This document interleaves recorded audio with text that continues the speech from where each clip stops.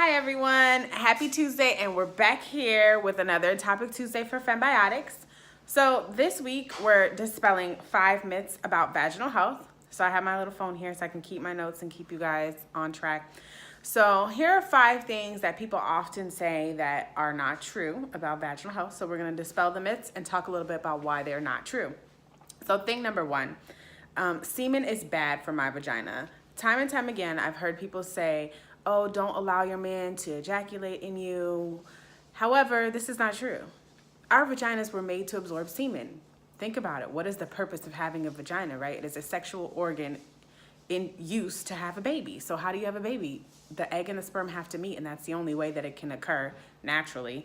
And so therefore, our vaginas are made to absorb the semen. But the problem is when you have pH balance issues, the pH of semen is high. It's somewhere around 8 to 9, and our vaginas need to be at 3.5 to 4.5. So therefore, when you introduce semen into a vagina that's not healthy and doesn't have optimal pH balance, you're upsetting that balance and causing the dysbiosis. So you need to maintain healthy pH balance in order to have healthy sexual ejaculation that doesn't cause any odor, discharge, itching, burning, or just throw you off, etc. So myth number 2. Baby powder is used to decrease sweat in my genital region. A lot of people are still using baby powder. We should not use it at all in any circumstances. On our babies, on females, on males, anybody, no one should use baby powder, even if it's talcum free, because baby powder has such fine particles that you inhale some of those particles and don't even know. You can't realize that you are inhaling baby powder. Also, it has been strongly linked to ovarian cancer. There have been a lot of research studies that came out, especially speaking against Johnson & Johnson, because they had the #1 brand of baby powder that people would buy. But it's just overall not good for your reproductive health. So do not use baby powder unless you would like to later at another date and time develop some sort of cancer. So thing number 3. Pubic hair is protective against infections. No. Pubic hair actually breathes sweat and bacteria. It, in nature, evolved by its importance to protect the genital region when people were not wearing clothing. A lot of the friction that rubs against the vagina, through movement and sitting on different things, that was a protective factor. Nowadays, we wear underwear, and we often provide a large barrier between ourselves and other forms of contact through our clothing, and a lot of people wear panty liners, etc. So therefore, you do not need to have hair on your vagina, or your vulva, rather, I should say, the medically correct term. It's not required. It doesn't prevent you from getting an infection, but it does protect you from harm, physical harm, if something were to, traumatize that area, to hit that area, a blunt object, or you were to sit on something hard. It would provide like a padding effect. So thing number 4, I should use scented douches or suppositories. A lot of people use Summer's Eve, or things they find in the dollar store, or they use Notiform suppositories. They're just perfumes.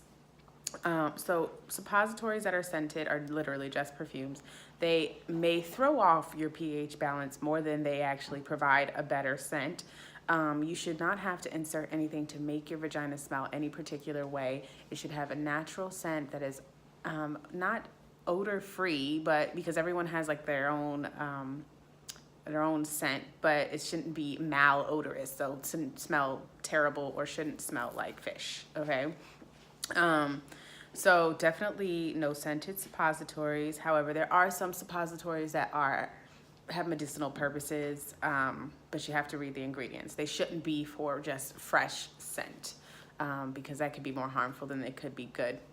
And for the douching, should not be done under any circumstances, even if it's with apple cider vinegar, hydrogen peroxide. Don't do it, because it is a temporary fix. So even if you're douching with vinegar and water, cleansing agents, whatever it is, it's going to just flush out the good and the bad bacteria, which is why you don't want to use them. So you want to be able to maintain the good bacteria without flushing it out, and just get rid of the bad bacteria, which is why you need to balance yourself from the inside out, utilizing the daily vaginal health support in order to do that, and then detoxing with the tea, and then as well doing a steam. So that's the last thing that's on our list. Vaginal steaming is bad for my vagina. Not true. Vaginal steaming is an ancient practice. People have been doing this for centuries. It is a light detoxification of the vagina. So when you think about sitting in a bath, right? The purposes of sitting in a bath with your whole body are to draw out the toxins that are in the skin, right? Well, yoni steaming or vaginal steaming is that process for your vagina. And so it's on a smaller scale, and you're not using any herbs that are highly active that are going to cause extreme cramping or anything like that. It's just a gentle cleansing to detoxify those toxins that are inside of your skin, inside of your vagina, and just to draw them out naturally, and to actually allow the humidity to kind of make them come out and slip out of the vagina through moisture and not by any harmful agents. And so all of the things that are in our V-steam are just very natural and holistic. Mango leaves, papaya leaves. There's sea salt in there because sea salt's very cleansing. There's baking soda in there because baking soda is very cleansing. All natural agents that are not going to cause you any harm. So the only caution with that is if you have an IUD, it is not recommended to V-steam because steaming can cause extreme cramping in some cases. Depending on who you are individually. Personally, I have an IUD and I steam, so it hasn't done anything negative to me, but that is the FDA guideline that we have to say.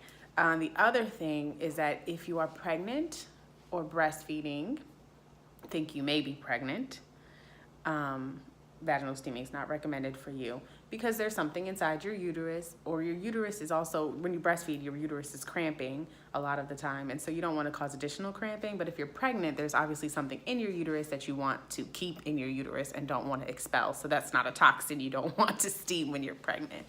So I hope you guys found this video super informative. I love recording Topic Tuesdays for you guys. If you have any questions, please feel free to comment, like this post, share it with your friends. Also, you can email us at admin@pHembiotic.com if you have questions that you don't want to ask over the internet. DMs are welcome. However you feel you want to get the information to us, we're more than welcome to answer it for you. And last but not least, right now we're doing a $49.99 detox bundle, which includes a 1-month supply of the Vaginal Daily Health Support, a 1-month supply of our detox loose leaf tea to drink, and then also a 1-month supply of our V-steam for you to steam once a week. So we are extremely excited about that, and then we hope that you guys take advantage of that opportunity. You're going to enter code DETOX once you add everything to your cart to get the discount, and just to jumpstart your vaginal health journey. Thank you so much for tuning in today to Topic Tuesday, and I hope you guys have a great day. Bye.